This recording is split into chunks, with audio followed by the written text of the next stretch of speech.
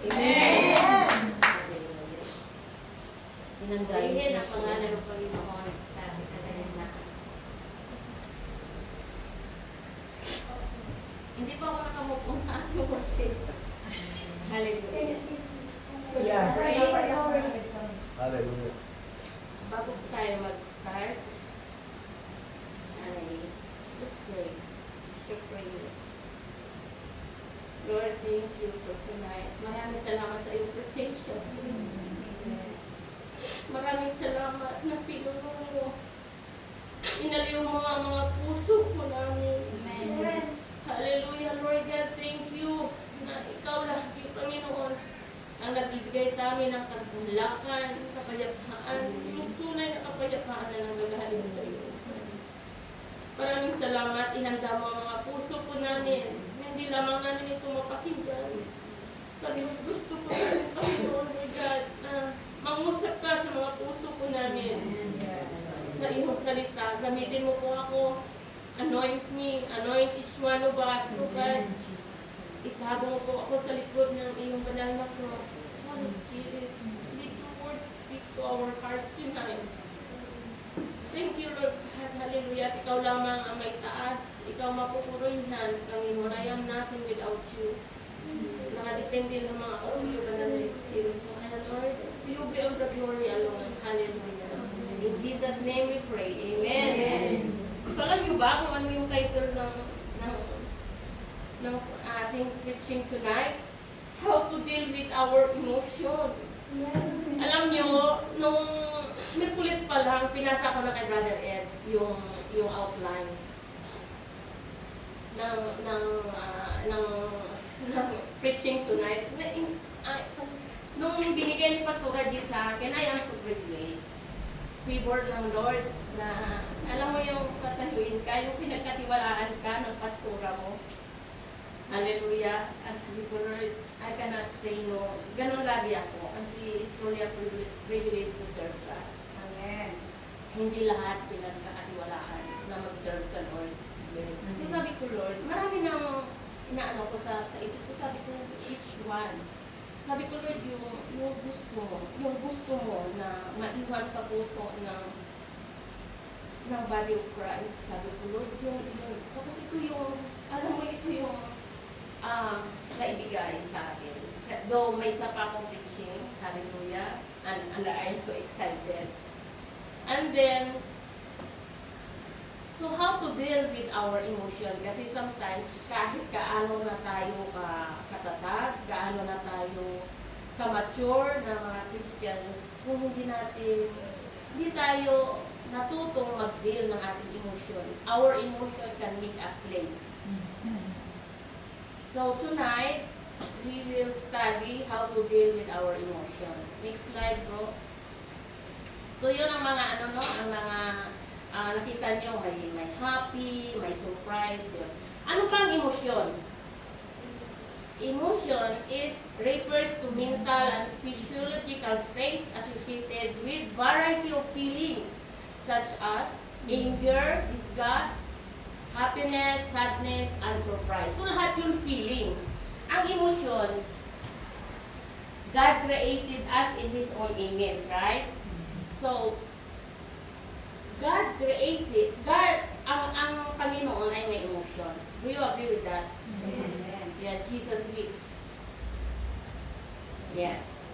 Nung si Jesus ay umiiyak, the Holy Spirit grieved tuwing nagkakasala tayo. So, mayroon siyang emosyon, kagaya natin. So, ano ngayon? So, we need to glorify God with our emotions. Huwag nating ipagamit yung emosyon natin sa kaaway. Amen? Yes! Kasi kung wala tayong emosyon, baka mamaya naghuhugas na pala tayo ng mainit na tubig. Nalalapnos na pala yung kamay natin, hindi pa natin alam na mainit yun. Kaya, normal yun na kasama yun when God created us. Na mayroon tayong emosyon. Next slide, bro. Okay. Ayan. So, sabi dito, how to deal with our emotion. Paano natin ito ma-deal? Why we need to deal with with our yan, negative emotions. Ano yung negative emotions? Di ba? Yung joy, yung happiness, di ba? Ang anger, yung mga negative yun. So, kung hindi natin ito ma-deal, sabi dito, it leads us to failure. And then, lagi tayong bigo, lagi tayong luhaan kung hindi tayo marunong i-deal, i-manage ang ating mga emosyon. And even it can ruin our lives. Yes. And it can destroy your future. Amen? Kaya nga, di ba, pag nag-desisyon tayo, na hindi tayo yung, alam mo yan, sometimes pag happy ka, baka mamaya pag may manghingi sa'yo, di ba parang gusto mong bigyan kasi happy ka nga. Kaya it's not good na mag-desisyon na nasa emosyon ka or maybe pagka nasa ano tayo, yung halimbawa, yung may tension, don't do any decision. Dapat daw mag-relax tayo, mag-pray tayo. Amen? Next bro. So, how to deal? Sabi dito, basahin po natin. Sapagkat ang galit, sapagkat ang galit ay nakakatulong sa tao para maging mabilis sa kalihim ng Diyos. Kaya katulungan na ang lahat ng samaan at marunong gawain at ang galing ng may makapagpapabahan sa sinasaan ng Diyos. Pinahingin na rin ng isang puso siya para maging sasayahin. Amen. O, diba? Kaya nga daw, sabi niya, hindi daw nakakatulong sa ating yung galit. It's normal, nagagalit tayo, pero yung gusto kong sabihin, kasi parang hindi naman tayo normal na pag hindi na tayo nagagalit, di ba? Pero, di ba sabi ng Lord sa kanyang salita na hanggat hindi kayo nagkaroon ng puso na kagaya ng bata, hindi kayo makapasok sa kaharian ng Diyos. Di ba, ano ba yung bata? Di ba nagagalit yung mga bata pag nabugutom na ano? Sabi ko, Lord, teach us kung paano maging bata. Yung bata kasi, napaka-pure ng heart. Paluin man, nagagalit, pero hindi na, walang impact dito, walang natitira. Sabi ko, Lord, tulungan mo kami kumbaga turuan mo kami kung paano maging bata.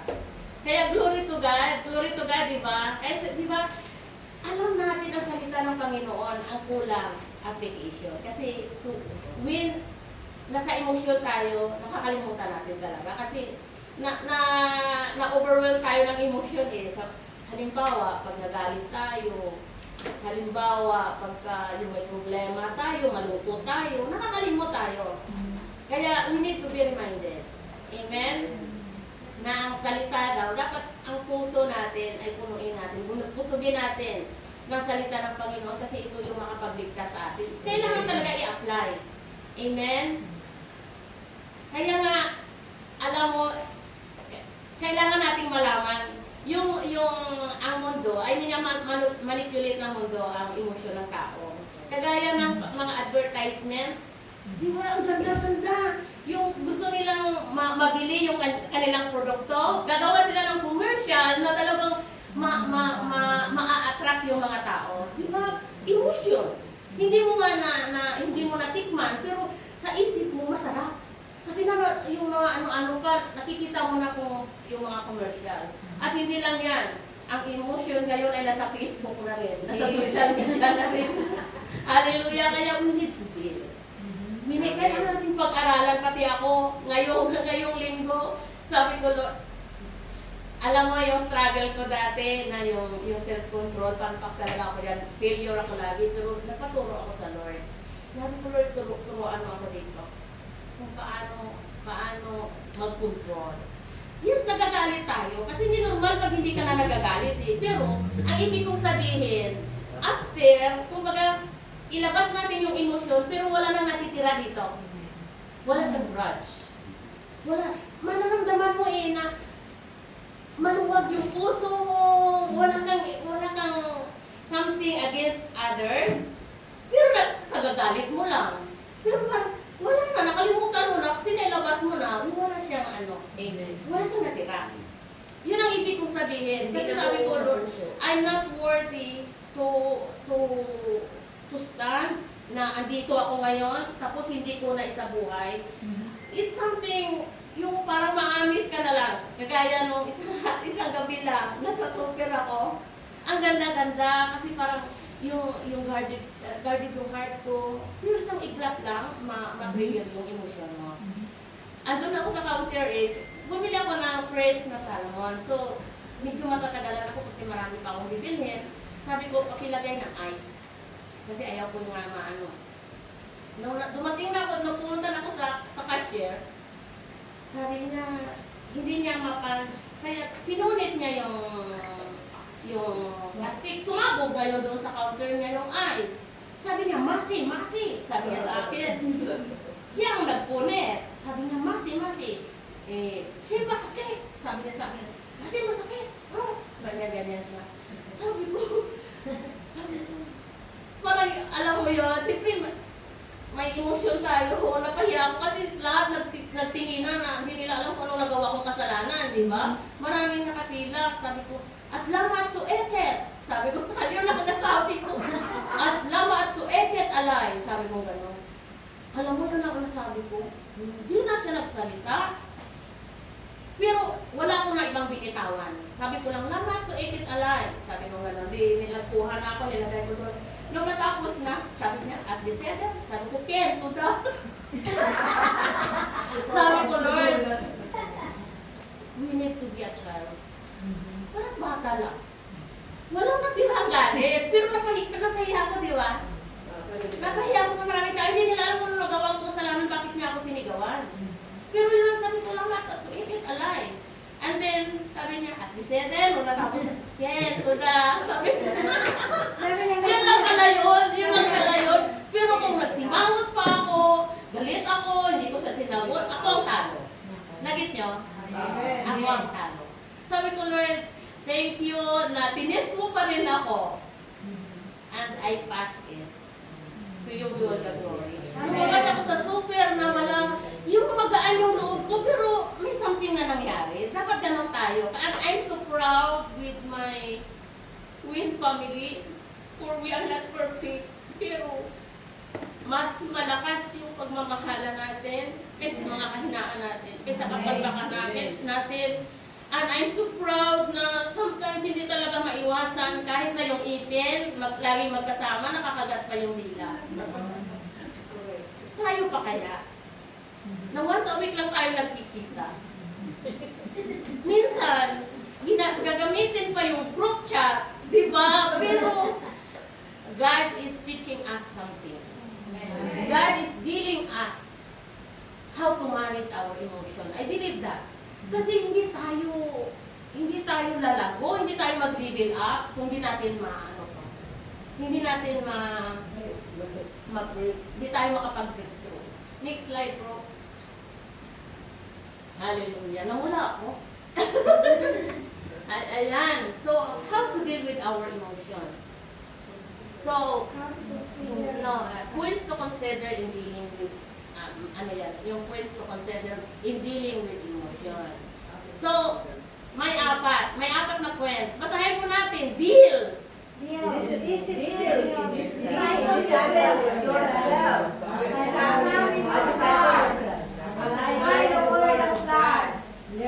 in every situation. Amen. So, hindi ko na, discipline yan. Hindi disciple. Discipline yan. Kasi pinasa ko kay brother, pero andito yung aking mga sinanahan. So, isa-isahin natin to.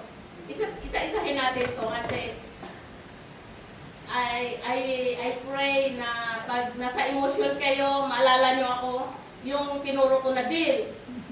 Kailangan natin i-deal yung emotion natin. Amen? So, isa-isahin natin to. Discipline yourself. Next slide, bro. Ayan, points to consider in dealing with emotion. Discipline yourself. Basahin natin Proverbs 21 verse 1. Whoever lacks discipline lacks knowledge. Whoever hates stupid. O, di ba? Ito lang ang kailangan natin. Lagi tayong magpaturo, lagi tayong mag-learn. Halimbawa ako, di ba, may nangyari sa akin. Kailangan ko i-remind ang sarili ko, ano ba ganyan? Di ba? Kailangan mo matuto. O, di ba, kailangan natin sawayin. Kaya sabi ni David, gumising ka kaluluwa ko pag ano siya, pantok-antok. Inuutusan niya yung kanyang sarili, gumising ka. Manalangin ka, di ba? Kaya nga, we need to discipline ourselves. Disiplina lang yan. Disiplina lang yan. Kasi kung hindi natin disiplinahin ang ating sarili, sometimes hindi natin alam. Yung parang gara-gara na tayo, akala natin tama pa yung ginagawa natin, parang akala natin normal talaga tayo. Pero ang totoo hindi, pag hindi natin na-delete yung emosyon. Dahil maging vulnerable, kawawa tayo. Kasi gamitin ito ng kaaway to destroy us. Amen. Hanggang doon, bakit mayroong mga nagsusuicide, nagpapakamatay, nagbibigti? Dahil hindi nila kaya i-handle ang kanilang emosyon. Yung mga nabubuli sa school, emosyon. Dapat nga, maituro ito sa school eh. Diba? Na emosyon, dapat don't be deceived with our emotion. Kailangan natin itong mapagtagumpayan. Amen? We have emotion, but let's use it to glorify God. Hindi tayo iiyak dahil galit na galit tayo. Diba? Iiyak tayo dahil yung nalulusaw tayo sa presensya ng Lord. Amen? So, we need to discipline ourselves. Disiplina lang yan. Kagaya ng bata. Diba? Mula nung natuto, bumapa, then natuto maglakad. So, ganun tayo in our spiritual lives. Kailangan natin disiplinahin ang sarili natin. Kaya kung kaya't merong self-control eh. Kontrolin natin ang sarili natin. Kasi, di ba, na kung walang self-control, kawawa tayo. Tayo din yung kasiraan din natin. Nasisira yung pagkatao natin. Kung, di ba, nung unbelievers tayo, ako grabe talaga ako. Kasi, grabe bawat isa sa atin may mga pinagdaanan. Hindi ko alam yung story niyo. Hindi ko alam. Sometimes kung sino tayo ngayon, may impact pa rin yung nakaraan. At ang tao daw, puno yan ng basura. Yung pag mapuno na ng basura, yung puso ng tao, kailangan nilang ilabas. Sometimes mamit mo sa daan, yung parang wala ka namang nagawang kasalanan, pero bakit galit? Minsan, masabihan ka pa, sometimes sa mga bus, di ba? Di ba? Ayaw ng mga Israelites yung maingay kasi hindi nila naintindihan yung mga sinasabi natin. Pero pag ang Israeli, ang nagpupintuhan, parang music yan kasi nakikimaritis din sila. And unawaan nila. Pero pag tayo nagpintuhan, sabi na, shake! Silupay sila Kim. Sabihin pa, di ba? Kasi naiingayan sila dapat dahil hindi nila naunawaan ang ating salita. So, naunawaan natin sila, di ba? Ma-encounter natin anytime we can encounter, but kailangan natin marunong tayong i-handle ang ating emosyon. Huwag tayong kaagad, dapat malakas, di ba? Yung love na na-receive natin sa Lord, hindi lang yung worldly love. Yung love na yun, hindi yun nakadepende sa tao nakaharap natin. Kundi yung love na yun, sabi ng Lord, mahalin mo ang iyong kapwa kagaya ng pagmamahal mo sa sarili mo. Walang sinabi yun na yung church mo lang, pamilya mo lang, dapat lahat. Dapat yun, dapat ang heartbeat natin. Na, kasi tao yan, love natin, ano man siya, sino man yan. Diba? Kailangan natin yung may affection tayo, may compassion tayo sa iba. Ano man, kasi yes, makasalanan, mga unbelievers sila, pero we need salvation. Kahit simple prayer na, Lord, only somehow. Katagpuin mo itong tao na to. Amen? Kung ano natin sa Lord, ipakita natin sa Lord kung how we love others. Hindi na yung nawala lang, ignore, yung ganon. So, Yun, sabi yung ang hindi daw nagmamahal sa pagdisiplina ay, di ba? Ang nag-hits na correction, yung hindi nagpapatama is stupid. Di ba hindi tayo yun? Amen? Dahil tayo nagpapatama. Amen?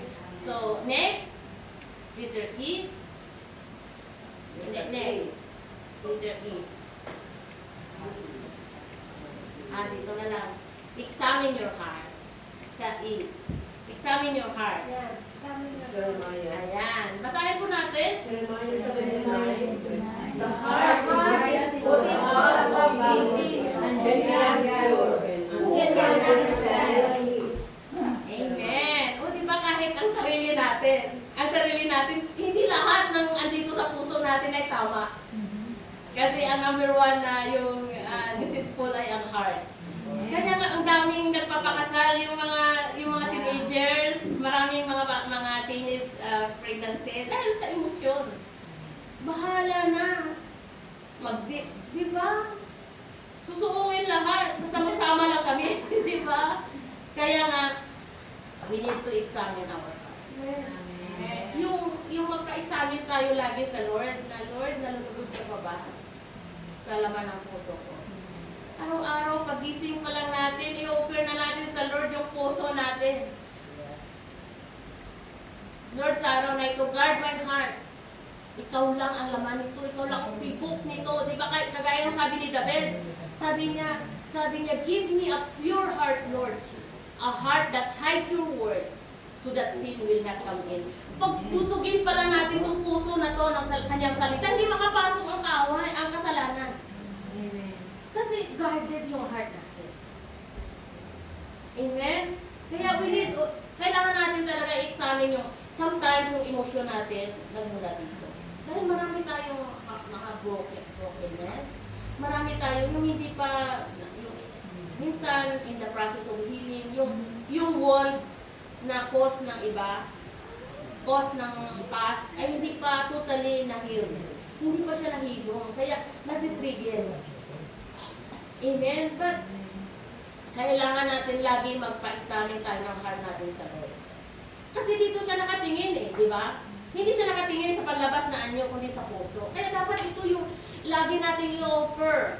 Na pakiramdaman natin yung heart natin, mayroon ba akong something against others? Mayroon ba akong yung hindi tama na motibo? Kumbaga, alam natin. Kasi sometimes, yung heart na punong-puno, nagpapapalpitate dyan. Kunting lang, natitrigger, parang gusto mo lang sumabog. Pero pag ang heart natin ay pure, kahit may mga nangyari, yes, it doesn't mean na yung nag-reason out ka, ay, yes, kailangan natin mag-reason out. It's our emotion. Pero, as I said kanina, dapat dito pure pa rin. Kumbaga, natapos mo na, nasabi mo na, ang heart mo ay guarded. Sabi ko nga, parang, ang sarap pala ng buhay ng ganun. Parang totoo. Bakit sabi ko, Lord, napakabuti mo talaga, amazing ka talaga. Bakit sinabi mo na, kung hindi kami magkaroon ng puso na kagaya ng bata, kasi totoo talaga. Yung, sabi ko parang, ma-amaze ka na lang na parang wala nang impact, wala nang hallelujah. Kaya we need to examine our hearts. Ipasaliksik natin lagi sa Panginoon. Amen. Marami pa tayong pagdaanan, hearts, pain, madami pa yan, pero at least yung heart natin ay guarded. Yung sinabing guarded, parang bumabalandra, hindi siya pumapasok. Kasi guard ng Holy Spirit wala kang mararamdaman, yes, makakarinig ka ng mga masasakit na salita, nasasaktan tayo, pero hindi siya nagre-remain sa heart natin kasi we forgive, we choose to forgive. We choose to humble. We choose to, alam natin pag nagre-resist tayo, na magagalit tayo, nagkakasalan na tayo, how can we love our neighbors kung galit na tayo? Hindi, doon palang fair na. Kaya we need to deal. We need to examine our hearts. Okay? Amen? Next.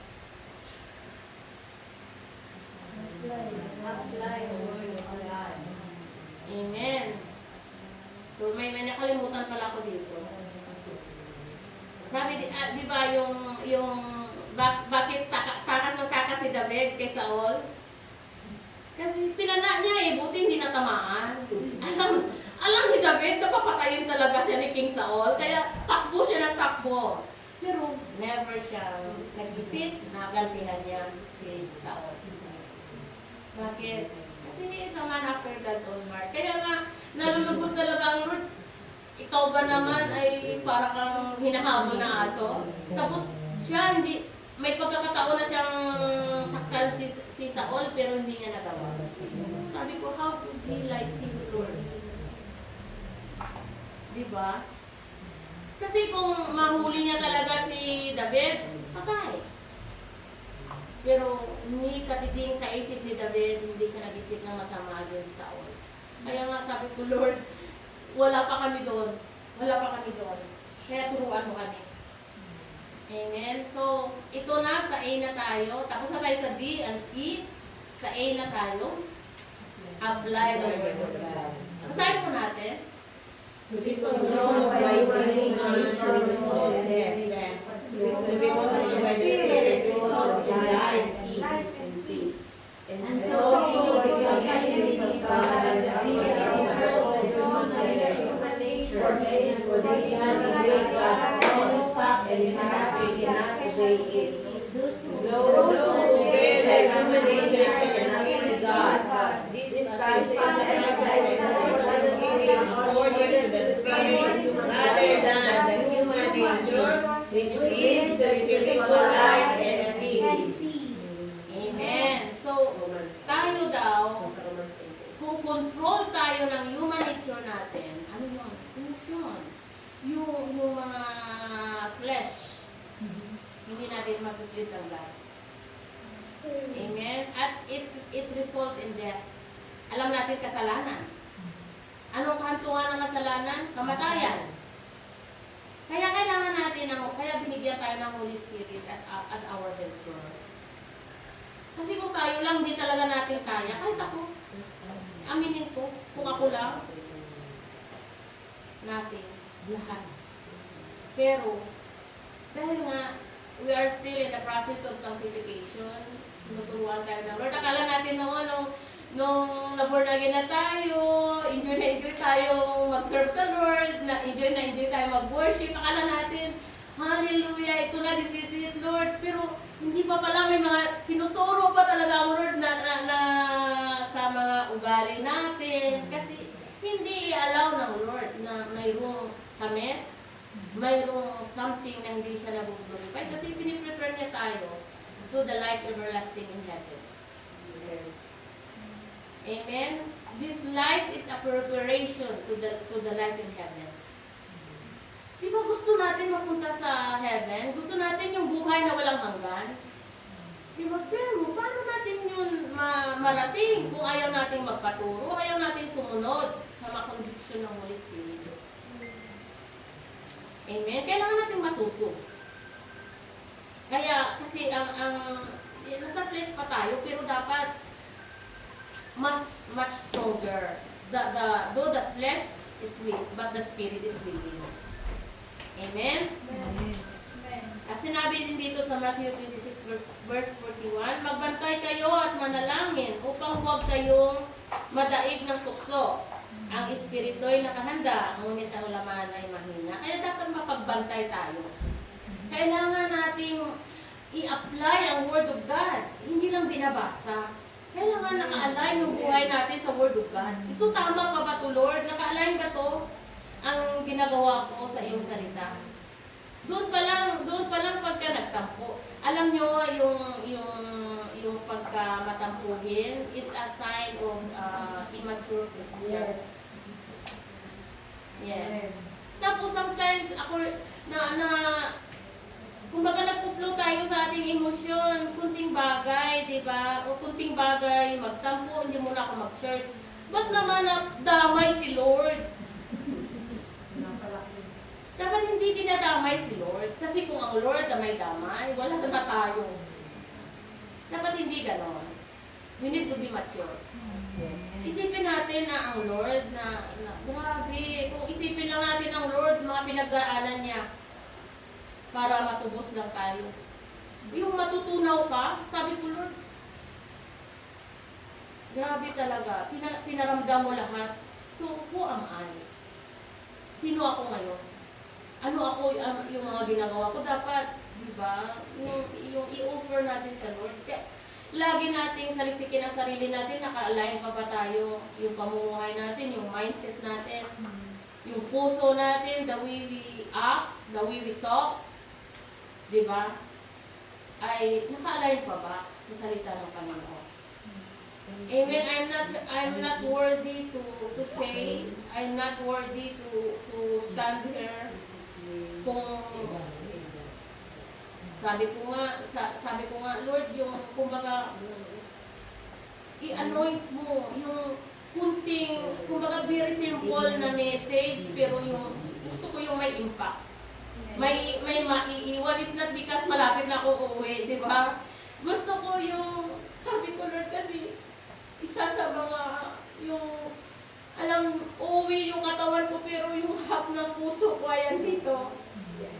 Dahil, sabi ko nga, Lord, yung, iniisip ko pa rin yung Win Tel Aviv. Sabi ko, Lord, I want to hear a testimony. Gusto ko pa rin silang makita. I will keep on praying for you. Yung victory upon victory ng Win Tel Aviv, that itong lugar na ito mapupuno, di ba? We've been praying for this. Siguro sabi ko nga, Lord, may tinuturo ka lang talaga sa amin na gusto mong malakaran namin. Kasi paano tayo mapagkatiwalaan ng Lord ng marami, di ba? Kasi kung hindi tayo hindi ready yung heart natin.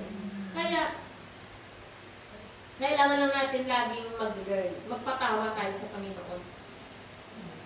Amen? Hindi tayo papayag na hanggang kailan ganito na lang tayo. No.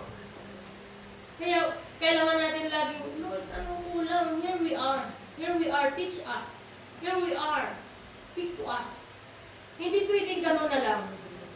Amen? Kasi God is a God of multiplication. God is a God of increase. Hindi pwedeng tayo stagnant. Paano makikita yung glory ng God pag stagnant tayo? Ang yung stagnant ay hindi nag-i-improve. Amen? Kaya we need to learn. Marami tayong mga tinuturo ni Pastor Reggie. Kailangan natin yun i-nourish sa puso natin. Hindi lang narinig. Diba? Sabi ko nga, Lord, yung kumbaga walang kulang sa mga katuruan, walang kulang. Siguro kami talaga.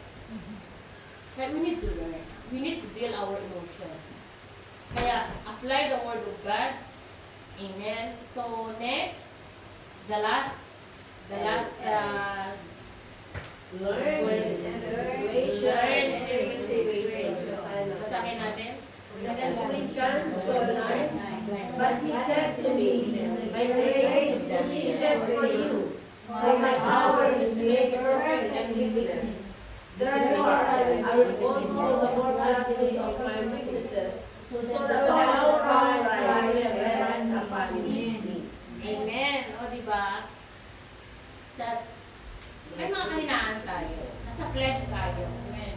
Pero, isipin natin lagi na yung grasya, yung power ng God ay sapat. It's more than enough.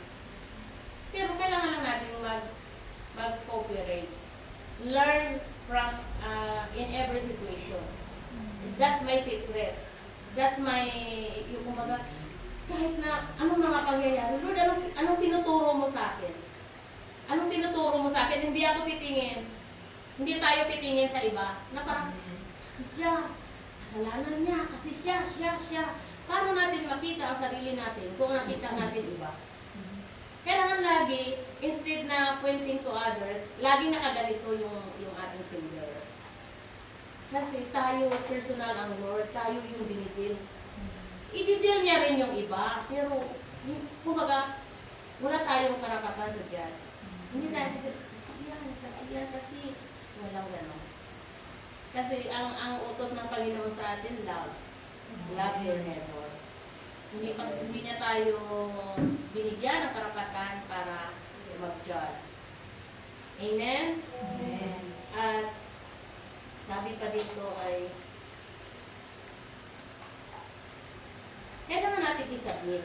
Alam natin eh. I believe, alam natin lahat na dito na area na to. Dito na area na to na alam natin na dinibil tayo ng Lord. Pero kailangan natin na mag-learn in every situation. Kailangan natin yung mag-cooperate sa work of the Holy Spirit. Kasi He is our helper. Paano siya mag-work sa atin kung hindi tayo nagtatrabaho? Kumbaga as a team, parang teamwork kayo ng Holy Spirit. Hindi na ang Holy Spirit lang ang, di ba, nilalaban ka ng Lord, pero ayaw mong lumaban. Di ba, kailangan, it takes two to tango.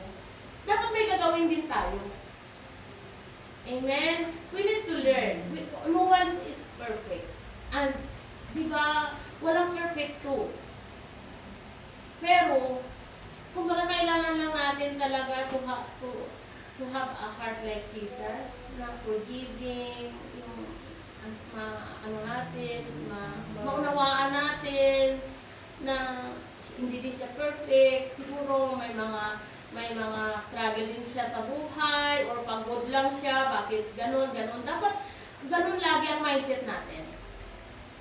Kung paano tayo may kahinaan, ganun din ang iba. May kahinaan, hindi natin alam yung mga pinagdadaanan nila.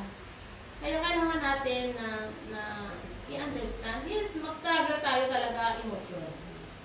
Pero, dapat hindi siya nakapag-penetrate sa heart natin. Parang dito lang siya sa labas. Pagkatapos, wala na.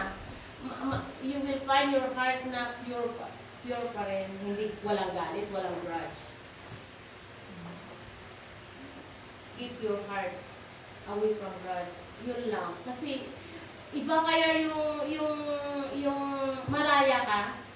Nararamdaman natin yan. Pag malaya ka, nakakatulog ka. Yung iba, pag may problema, pag may mga conflict, may mga challenges, hindi makakakain.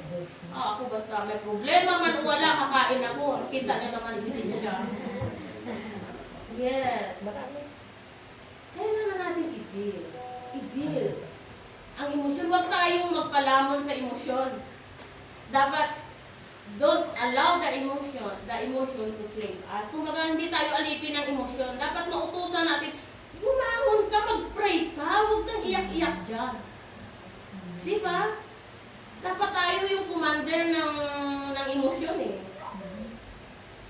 Huwag tayong magpatalo sa emosyon kasi we are believers. We are bringing that light, that glory, ang glory ng Lord sa buhay natin. Parang questionable yata na, di ba? Na hindi nakikita sa atin. Dapat ang glory ng Lord ang nakikita sa atin. Amen? So, ang emotion, use your emotion to glorify God. Magagalit man tayo, pero dumadaan lang yung galit, hindi siya nagpipenetrate sa heart natin. Kasi, kailangan natin i-overcome lagi. Nagkakaroon tayo ng breakthrough. Kumbaga, hindi na tayo slave doon. Alam na natin mga ano na tayo, aware na tayo sa kilos ng kaaway. Kasi, alam din ng kaaway na he can use the emotion to deceive us. Lalo na yung anger, yung bakit mayroong mga nagkakaroon ng anxiety. Kasi alam ng kaaway, ito lagi siya nalulungkot. Dagdagan mo ka nga. Hanggang nagkakaroon ka na ng anxiety, kailangan umpisa pa lang yung takot, yung sadness na hindi mo naunawaan. I-submit it. Wala na tayong ibang solusyon. The answer is Jesus. Amen? Amen. Kaya, sabi pa dito,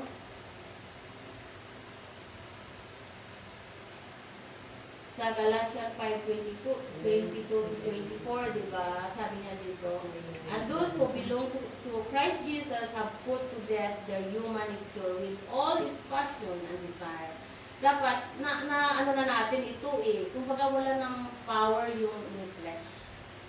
Alam natin yan. The fruits of the Holy Spirit, di ba, joy, kindness, goodness, Humility. perseverance, patience, diba? Self-control. Humility. Maliban dyan, hindi na yan fruits ng Holy Spirit. Dapat aware tayo dyan, ito. Kaya dapat, Yes or no? yes, ano lang yun? Team Jesus or Team Satan? In Jesus' name. Sino ba talaga ang mag-glorify? Gusto natin mag-glorify sa buhay natin. Di ba si Jesus? Kaya, minsan, dumadaan tayo sa mga ganyan, pero dapat yung daan lang, dumadaan lang siya na overcome natin. Huwag tayong magpa-deceive. Kasi once na i-hold natin yung emosyon, kagaya ng galit, mga tampo na yan, magiging hatred. Usbong niya, manggamot pa yan sa puso natin. Dapat na, wala, natin yan, eliminate. Wala yan, wala dapat. Amen. Kumbaga, it's normal na mag-reason out tayo, tayo, pero sometimes with emotion. Pero kailangan natin yan na pagtapos na settle. Wala ditong natira. Walang grudge. Amen? Kaya we need kailangan talaga natin i-control ang ating mga emosyon. Darating tayo dyan. But have a teachable heart. Mag-cooperate tayo sa banal na espiritu. Amen? Sabi pa dito, deal with your emotion before it controls you. Yes. Amen. Kontrolin ka ng i-dictate niya. I-dictate ng emosyon mo na huwag ka mga plastic sila, huwag ka nang mag-church. Makikita mo naman yung mga plastic, kakaplastikan. Ibubulong niya pa yan. Iko-control ka niya kasi tapos mag-a-agree ka, oo nga.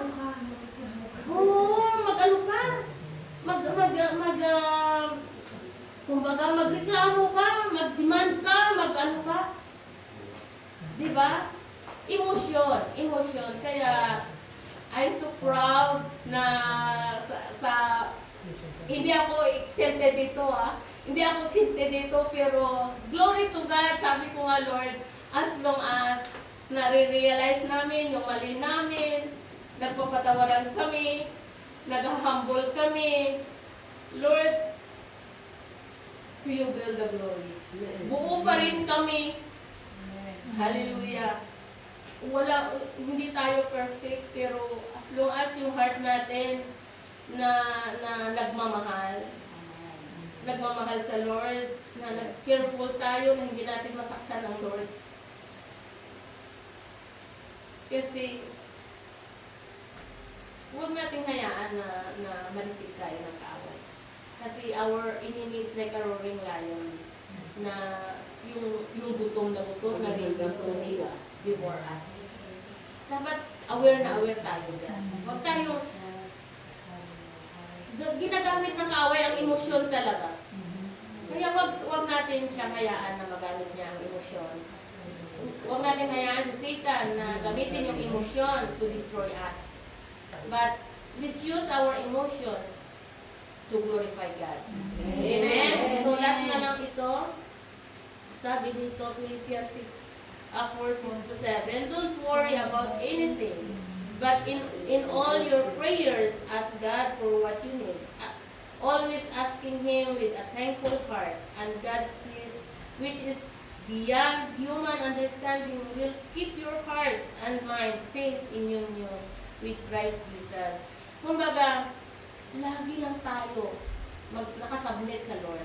Kasi ibibigay niya yung, alam mo, may problema, may conflict, may mga ganito, mga sitwasyon, pero nanatiling guarded yung heart natin, nanatiling may kapayapaan pa rin yung heart natin. Hindi tayo napapabagsak, hindi tayo na inaalipin ng ating emosyon, kundi we soar above our emotion. Amen? So, I believe na kahit kunti man lang, na mayroon akong maiwan sa puso nyo, and keep on learning how to deal with your emotions. Deal Deal or no deal? Amen. Glory to God. Hallelujah. Lord, thank you